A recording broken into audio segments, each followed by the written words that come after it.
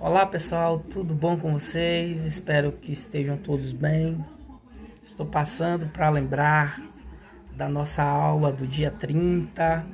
Lembrar que nós teremos a aula assíncrona, né? Será uma aula síncrona, porque estaremos no lançamento do livro da professora Bruna junto com a professora Ivana. Né? Então nós estaremos lá no lançamento desse livro. Espero vê-los, poder ver algum de vocês lá também, né? Se possível.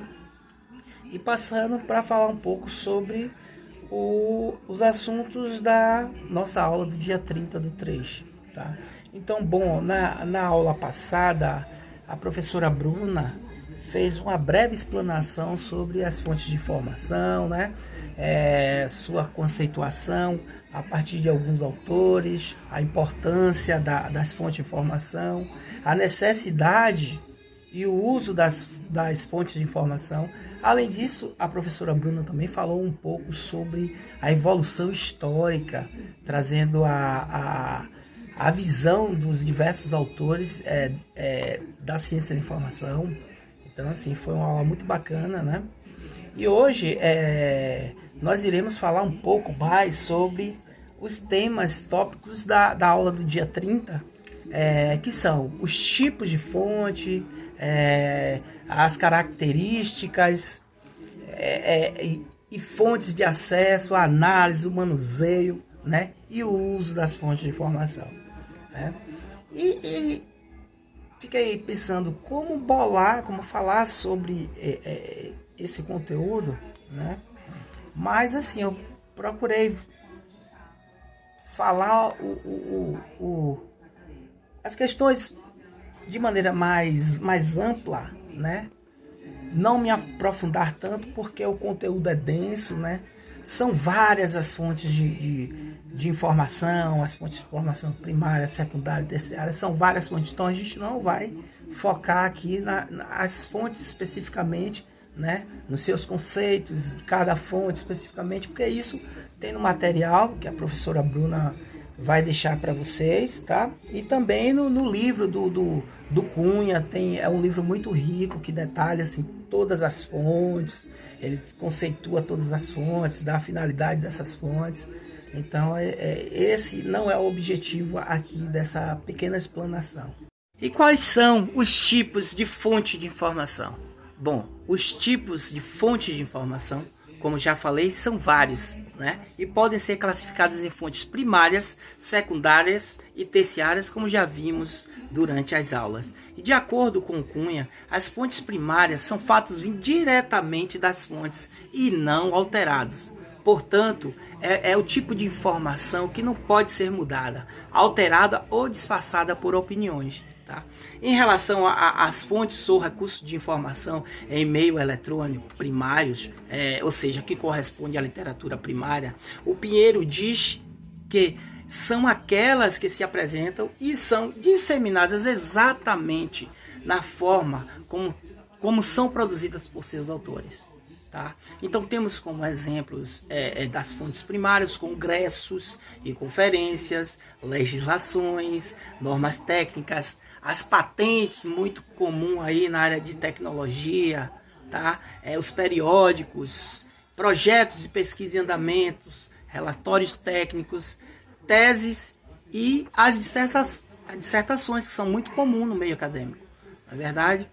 E temos também, esses são alguns exemplos, na verdade, das fontes de informação primária. Não cabe aqui trazer todas, porque, como eu já falei, a professora Bruna deixa um excelente livro de referência, que é o livro do Cunha, que ele detalha exatamente cada fonte, conceitua, diz a finalidade de cada fonte. Então, esse livro eu acho que é essencial para a leitura de vocês. Tá bom? Então, não cabe nesse momento a gente detalhar todas as fontes de informação aqui, tá? Mas falar, sim, sobre algumas delas.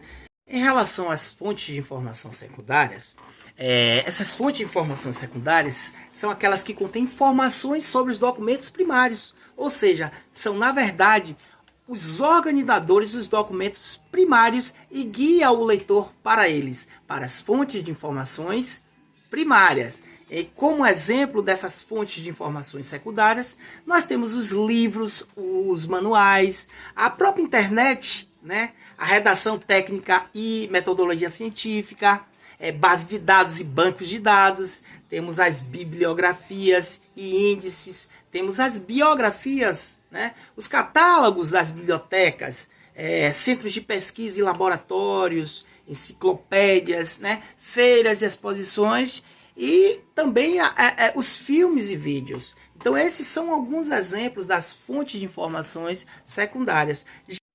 Já as fontes de informação terciária ajudam o leitor na pesquisa de fontes primárias e secundárias, né? E atua como uma espécie de sinalizadores de localização ou indicadores sobre os documentos primários ou secundários, e podem também conter informação factual. Tá? Como exemplo desse tipo de fonte de informação, nós temos as bibliografias e bibliografias, os diretórios, os guias bibliográficos e também as revisões de literatura.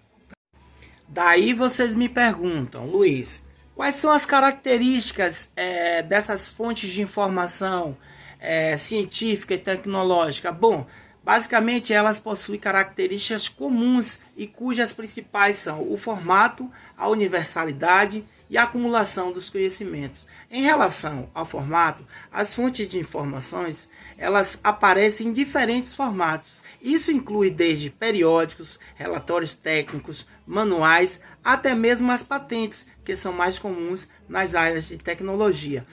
Em relação à universalidade, essa característica faz com que a metodologia e os resultados de determinada pesquisa sejam compreendidos por especialistas de todos os países, né?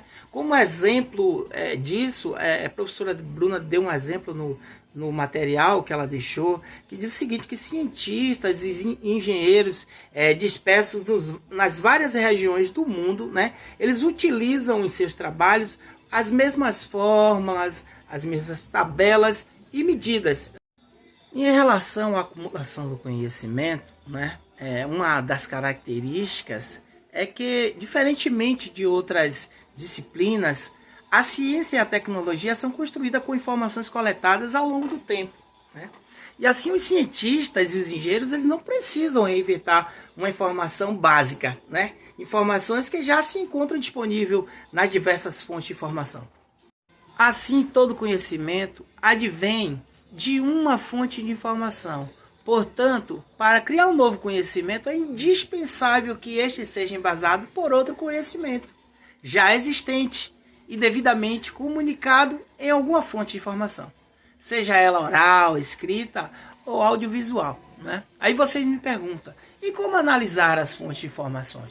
Bom, para alguns autores, os critérios categorizados como indicadores de qualidade, no caso das fontes de informações disponíveis na web, são a credibilidade, o conteúdo, a apresentação formal dos sites, os links, designs, interatividade e até mesmo os anúncios, tá? Mas de maneira geral, os critérios que abordam aspectos como autoridade, o escopo, a cobertura, o conteúdo, o público-alvo, né? A proposta da informação, acesso, o endereço do documento, o corpo editorial e a atualidade são alguns pontos que são essenciais na análise das fontes de informações, na avaliação dessas fontes de informações. A questão da credibilidade da informação, né?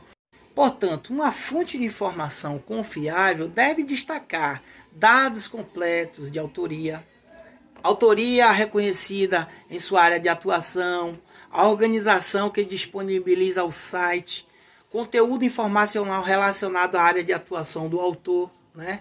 Observância de outras informações, como, por exemplo, referências dos trabalhos do autor, endereço para contato com o autor, origem da informação e a verificação de datas, né? Então, estes são apenas alguns dos critérios de avaliação de uma fonte de informação confiável. Mas existem também outros critérios, né, que variam de acordo com o ponto de vista de outros autores, né? Mas, Luiz, em relação ao manuseio e uso das fontes de informação? Bom, a necessidade de informação é caracterizada pela busca de conhecimentos que preenchem uma lacuna de informação. Busca essa que são essenciais para o suporte às atividades de investigação e de pesquisa. Assim, é importante salientar que adquirir a informação é só o primeiro passo, tá? Mas é preciso saber como utilizá-la, tá? É preciso, sobretudo, saber como utilizar essa informação. E, nesse sentido, observa-se a necessidade do desenvolvimento de competências, tá? Que são conhecimentos, habilidades e atitudes que são necessários ao acesso, ao manuseio e ao uso das informações. E essa questão ela está diretamente ligada ao tema competência e informação. Assim, eu recupero Taylor, que diz o seguinte: ações que envolvam o uso da informação têm que estar alinhadas às necessidades informacionais específicas de cada usuário, né? Então, para garantir o devido uso da informação, é necessário não só conhecimento do manuseio das diferentes fontes, tá? Mas agregar valor à informação encontrada. E para isso, é importante que a informação esteja de acordo com o contexto em que se encontra o indivíduo, né? Que seja correta e completa, com precisão, no formato adequado, disponibilizada no momento e propósito oportuno e no local correto. Bom, pessoal, é isso. Eu espero ter ampliado a visão de vocês sobre as fontes de informação. Leia o material disponibilizado para a aula, né? Se aproprie das informações e agreguem valor a elas para transformá-las em conhecimento, tá? E lembrem-se, o que ganha jogo não é talento, é comprometimento, tá? Então, até mais. Um forte abraço a todos vocês. Leiam o material, hein? Fiquem com Deus e na próxima aula a gente se vê. Forte abraço a todos.